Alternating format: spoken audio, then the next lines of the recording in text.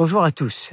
Je voudrais vous parler de l'importance de la prière. Nous sommes souvent limités par notre vie de prière. Le psaume 8, versets 6 à 7. Tu l'as fait de peu inférieur à Dieu, et tu l'as couronné de gloire et de magnificence. Tu lui as donné la domination sur les œuvres de tes mains. Votre destin dépend de votre capacité à prier. Le leader chrétien de renommée mondiale, John Wesley, a écrit « Il semble que Dieu soit limité par notre vie de prière, qu'il ne peut rien faire pour l'humanité à moins que quelqu'un ne le lui demande. » Et c'est vrai, Dieu est limité par votre vie de prière. Vous voyez, au commencement, Dieu a confié à Adam et Ève la responsabilité de cette terre. Cependant, ils ont remis cette autorité à Satan, lorsqu'ils ont choisi de l'écouter au lieu d'écouter Dieu. Ce transfert d'autorité a fait de Satan le Dieu de ce monde. Regardez dans la deuxième épître aux Corinthiens au chapitre 4, verset 4. Mais quand Jésus est mort et ressuscité, il nous a permis de sortir de la domination de Satan. En donnant votre vie à Jésus, vous restaurez Dieu comme le chef de votre vie et vous retrouvez vos droits et vos privilèges en tant que son enfant.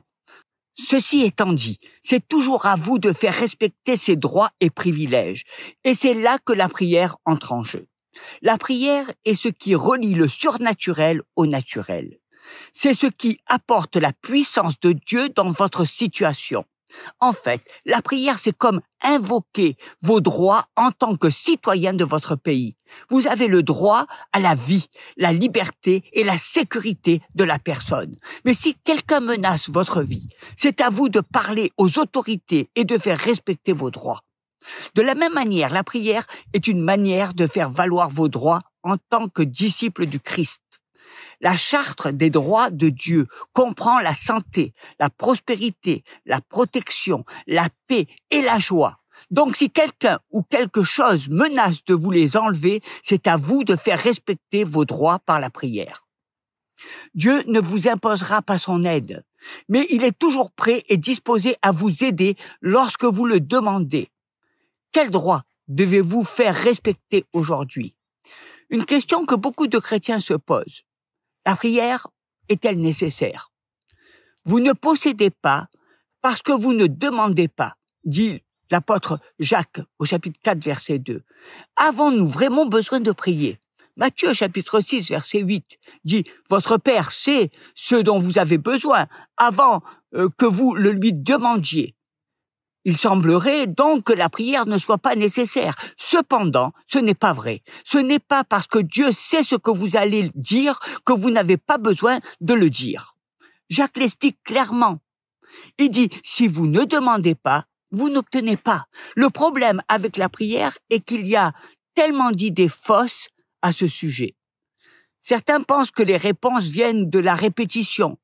Pourtant, Jésus a dit, n'entassez pas de phrases, multipliez les mots, répétez-les même encore et encore et encore ne sert à rien, comme le font les gentils, car ils pensent qu'ils seront entendus pour leur grand discours.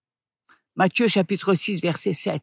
Avec d'autres, c'est comme s'ils lançaient un tas de prières à Dieu en espérant que l'une d'entre elles restera. C'est une façon très décevante de prier, parce que vous ne savez jamais si vos prières seront exaucées.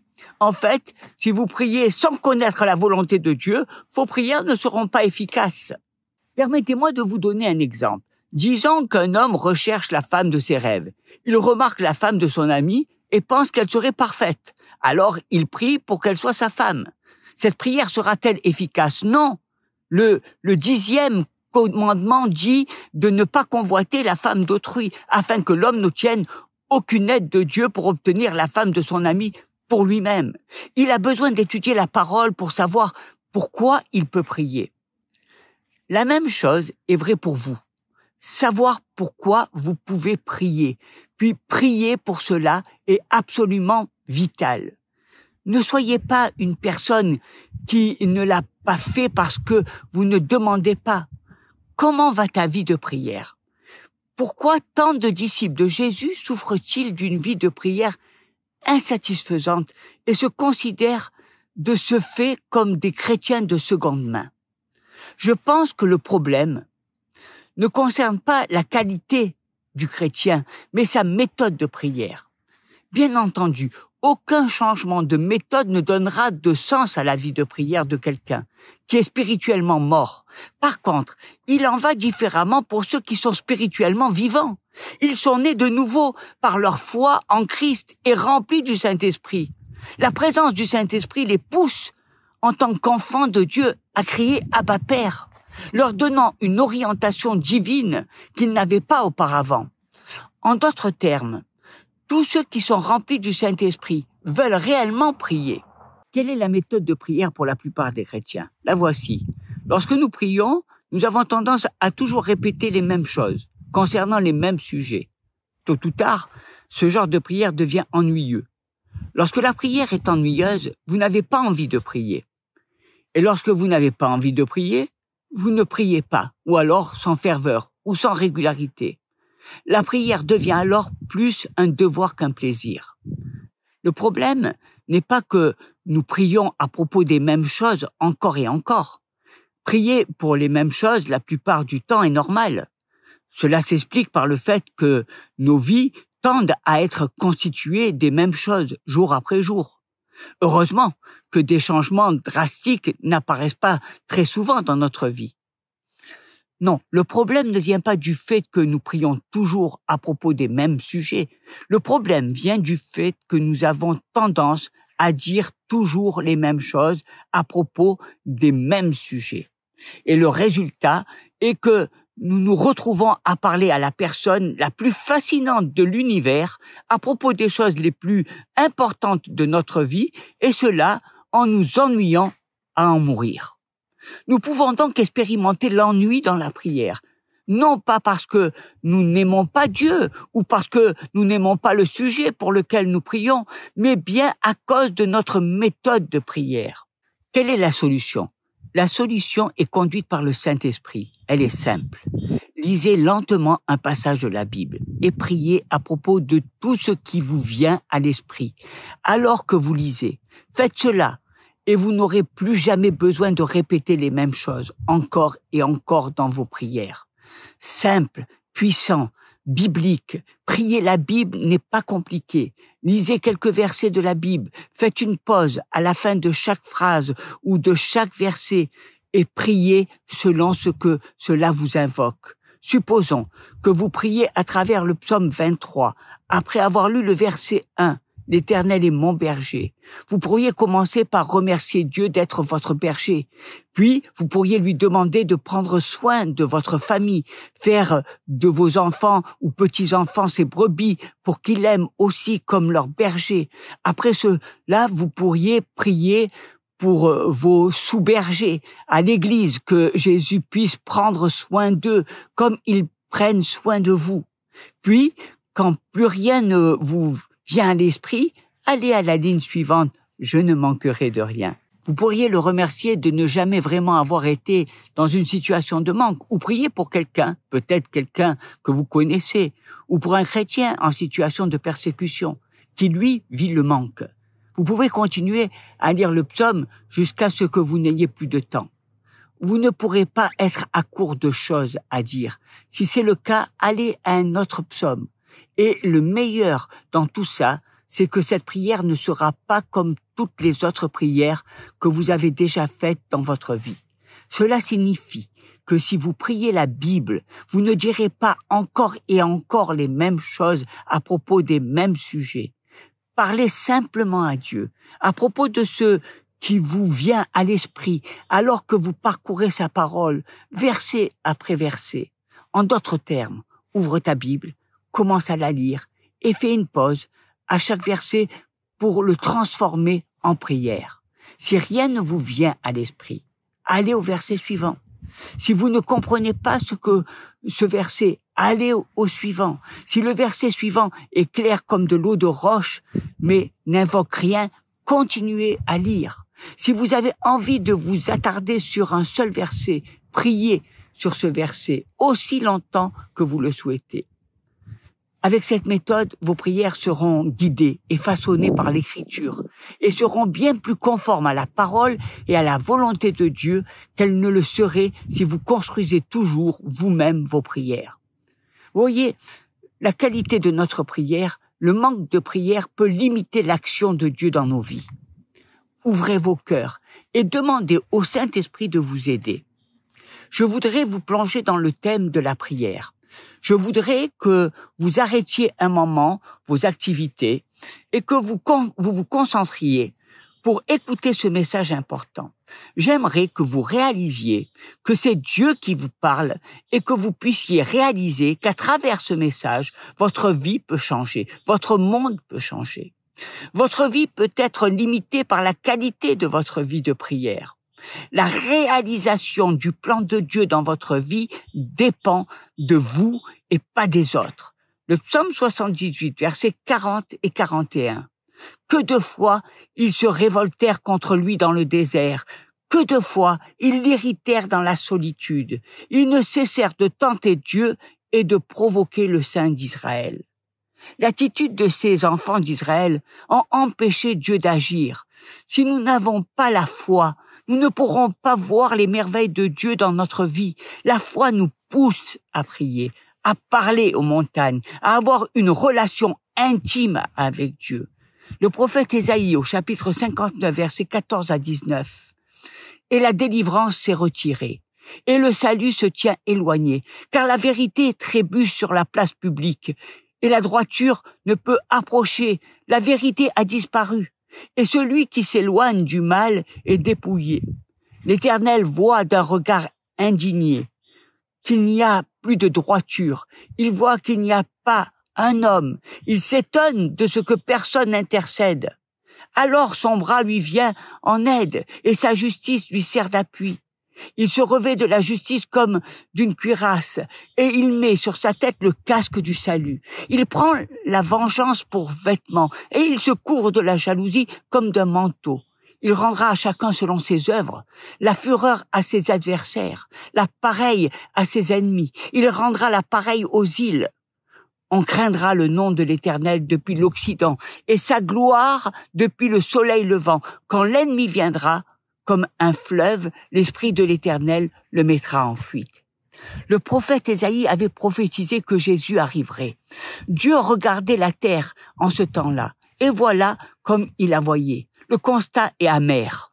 Quand on regarde les nations, nous devons faire attention, car on a l'impression que l'ennemi est puissant. On dirait qu'il agit partout et qu'on ne peut rien y faire, mais c'est un mensonge.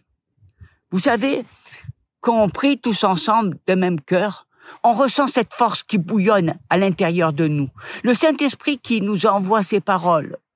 Je voudrais vous amener dans ces eaux de la prière. Je voudrais vous dire que vous pouvez limiter l'action de Dieu par vos prières. L'évangile de Matthieu au chapitre 7, versets 24 à 27.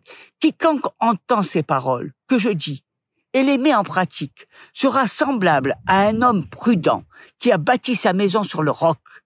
La pluie est tombée, les torrents sont venus, les vents ont soufflé, et ils se sont jetés contre cette maison. Elle n'est point tombée, parce qu'elle était fondée sur le roc. Mais quiconque entend ces paroles que je dis, et ne les met pas en pratique, sera semblable à un homme insensé qui a bâti sa maison sur le sable. La pluie est tombée, les torrents sont venus, les vents ont soufflé et ont battu cette maison. Elle est tombée et sa ruine a été grande.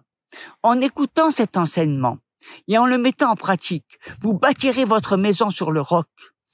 Les maisons bâties sur le sable tombent à la moindre tempête. Est-ce que je peux limiter l'action de Dieu par ma prière? Oui, nous sommes souvent limités par notre vie de prière, alors que le psaume 8, verset 6 dit « Tu l'as fait de peu inférieur à Dieu et tu l'as couronné de gloire et de magnificence. Tu lui as donné la domination sur les œuvres de tes mains. » Votre destin dépend de votre capacité à prier. Nous devons développer nos compétences dans le domaine de la prière. La Bible dit « Si tu vois un homme habile dans son ouvrage, il se tient auprès des rois. » Livre des Proverbes, chapitre 22, verset 29. Lorsque ma maison a besoin d'être rénovée, j'embauche une personne qualifiée dans les métiers. Tout d'abord, ils viennent décharger leur outil. Ils peuvent passer 1 heure à installer des compresseurs, des pistolets à clous, différents types de scies électriques et de perceuses. Mais ce temps d'installation en vaut la peine. Une fois qu'ils sont prêts, ils font bien le travail et ils le font rapidement. Parce que je ne suis pas vraiment bricoleur, je n'ai pas de garage plein d'outils, mais je possède un marteau. Si j'étais laissé seul pour ériger un mur avec seulement un marteau, je suppose que je pourrais le faire. Je devrais trouver un moyen de déchiqueter les planches et les cloisons sèches à la bonne longueur en utilisant la griffe du marteau. S'étendre sur de la boue de la cloison sèche serait un défi et le penser serait encore plus difficile. Après un long moment, je pourrais mettre en place une sorte de mur, mais ça ne serait pas joli. Malheureusement, c'est ainsi que de nombreux chrétiens traitent la prière. Nous avons tous notre façon préférée de prier et nous pensons qu'un seul outil ou méthode sera la clé de tout. Alors que ce n'est pas vrai. Il existe en fait 9 types de prières différentes dans la Bible. Pour être efficace, nous devons devenir habiles à chaque type de prière. Tout comme nous développons nos compétences dans d'autres domaines de la vie. En fait, c'est très simple. Ne laissez pas le fait qu'il existe 9 sortes de prières vous décourager. Au cours des prochains jours, je vais donner des explications simples de chaque type et vous verrez à quel point la prière est facile. Pour l'instant, je veux que vous vous rendiez compte que Dieu cherche un moyen de s'impliquer dans votre vie, votre maison, votre mariage, votre famille, votre carrière et vos finances. Entamez une conversation avec lui aujourd'hui parce que la prière est puissante. Voici un point à retenir de la leçon. L'habileté à prier détermine la part de la volonté de Dieu dans votre vie que vous allez accomplir. Nous ne sommes pas de ce monde. Nous avons des droits et des privilèges spéciaux. Dieu nous a créés pour dominer ce monde. Le livre de la Genèse, chapitre 1, verset 26. Puis Dieu dit: faisons l'homme à notre image, selon notre ressemblance, et qu'il domine sur les poissons de la mer, sur les oiseaux du ciel, sur le bétail, sur toute la terre et sur tous les reptiles qui rampent sur la terre. Et le psaume 8, verset 6, tu lui as donné la domination sur les œuvres de tes mains, tu as tout mis sous ses pieds. Alléluia. Nous devons, à travers nos prières et nos actions, voir sa volonté se manifester. On croit que, parce qu'on prie, alors Dieu répondra sûrement à nos demandes. Mais c'est faux. Certains passent leur temps à combattre le diable, mais combattre le bon combat, ce n'est pas se battre contre le diable. Le combat, c'est de garder notre foi au travers de la prière. Si vous ne priez pas, c'est une décision qui aura des conséquences sur votre vie. Quand j'ai appris à conduire, ça m'a toujours fait peur de passer sur les voies ferrées. Je me disais toujours que si mon véhicule tombait en panne au milieu, quel drame ça pourrait être. Je me demandais, si ça arrive, vais-je sortir vite, en courant, ou vais-je faire mon maximum pour que la voiture démarre? On a beaucoup de décisions à prendre dans nos vies. Prendre des décisions implique des conséquences. Et ne pas en prendre implique aussi des conséquences, qui peuvent même être fatales. Beaucoup de chrétiens veulent entendre certaines choses de la part de Dieu. Mais ne vous accrochez pas à ce que vous voulez entendre. Accrochez-vous à la vérité.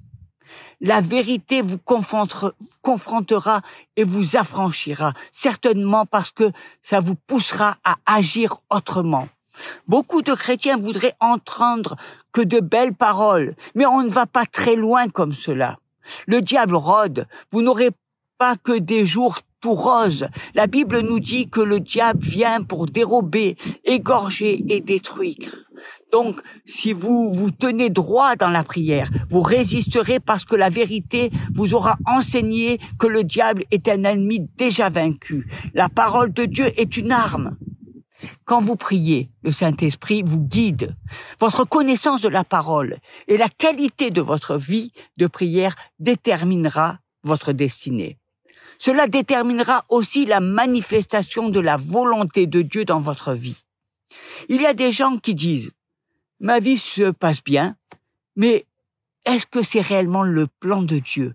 Peut-être que vous êtes dans des difficultés, mais est-ce que vous êtes dans ce que Dieu a prévu pour vous ? Je n'aime pas dire « est-ce que vous êtes un guerrier de la prière ?» mais est-ce que vous êtes comme Élie, un homme de prière ? Quand Jésus était sur terre, il ne passait pas son temps à chasser le diable partout. D'une parole, il le chassait. Trop de personnes prient avec un esprit de l'Ancien Testament qui est supplier Dieu. Prier, ce n'est pas mendier, supplier, convaincre Dieu. Dans le Nouveau Testament, quand on prie, on sait que Dieu a déjà triomphé. Le livre des Éphésiens, chapitre 6, versets 10 et 11. Au reste, fortifiez-vous dans le Seigneur et par sa force toute puissante. C'est sa parole qui nous fortifie. Le Saint-Esprit nous guide sur le type de prière à faire. Continuons, Éphésiens, verset 13. C'est pourquoi prenez toutes les armes de Dieu afin de pouvoir résister dans le jour mauvais et tenir ferme après avoir tout surmonté. Tenez donc ferme, ayez autour de votre taille la vérité en guise de ceinture, enfilez la cuirasse de la justice, mettez comme chaussure à vos pieds le zèle pour annoncer l'évangile de paix. Prenez en toutes circonstances le bouclier de la foi avec lequel vous pourrez éteindre toutes les flèches enflammées du malin. Faites aussi bon accueil au casque du salut et à l'épée de l'esprit, c'est-à-dire la parole de Dieu. Les soldats vaillants connaissent la force de leur armure et savent en quoi cette armure peut les protéger. Ils avancent avec audace à la guerre. Ils ont confiance. Nous avons la mission d'étendre le royaume de Dieu. Attention, parce que certains chrétiens ne se revêtent pas de l'armure et se blessent. Il y en a même beaucoup. Je vous dis à demain pour aller plus en profondeur. Mais j'aimerais, avant cela, que nous puissions prendre un temps pour prier. Mes amis, mes bien-aimés, j'aimerais que on ne limite pas Dieu dans nos prières, mais qu'au contraire, le surnaturel de Dieu se manifeste dans nos vies, dans notre quotidien, là où nous allons. Et pour cela, nous avons besoin de changer de manière de nous adresser au Père, de toucher son cœur. Nous avons besoin de nous baser sur la parole, de la méditer, afin qu'elle s'ouvre, que l'Esprit de Dieu s'ouvre à nous et que nous puissions être conduits par le Saint-Esprit. Soyons fixés sur Jésus, le rémunérateur de notre foi. Que nous puissions véritablement revêtir cette armure de Dieu et marcher en vainqueur, parce que le Seigneur nous a donné la victoire, parce que le Seigneur nous a donné cette clé d'être des hommes nés de nouveau, d'être ce que Dieu avait choisi comme Adam, qu'il avait placé dans le jardin d'Éden. Tu es ce second Adam. Aujourd'hui, au travers de Jésus, Dieu te donne cette domination, Dieu te donne ce pouvoir, Dieu te donne cette autorité. Et tu as besoin de te mettre à genoux et de prier. Tu as besoin de revêtir cette armure. Le diable, ne le contemple pas de trop près. Ne le vois pas plus grand que ton Dieu. Le diable a été vaincu à la croix. Mais revêtu de l'armure de Dieu, va à la bataille et tu verras, tous les ennemis, tu les verras tous à tes pieds, sous tes pieds, et tu verras la victoire. Proclame de ta bouche, proclame la grandeur de Dieu, proclame la vérité, et la vérité t'affranchira. Mes amis, si nous nous tenions tous la main, et si nous élevions notre voix ensemble, d'un même cœur, du même âme, alors je vous dis que le surnaturel de Dieu, la grandeur de Dieu, que les âmes qui sont perdues reviendront au Seigneur. Ayez foi en Dieu, ayez foi en vous, parce que le Seigneur a donné sa vie pour que vous soyez un nouvel homme, une nouvelle femme, un nouvel homme de prière. Sortons des sentiers battus, sortons de tous ces chemins de la religion pour chercher la face de Dieu. Au nom de Jésus, soyez bénis.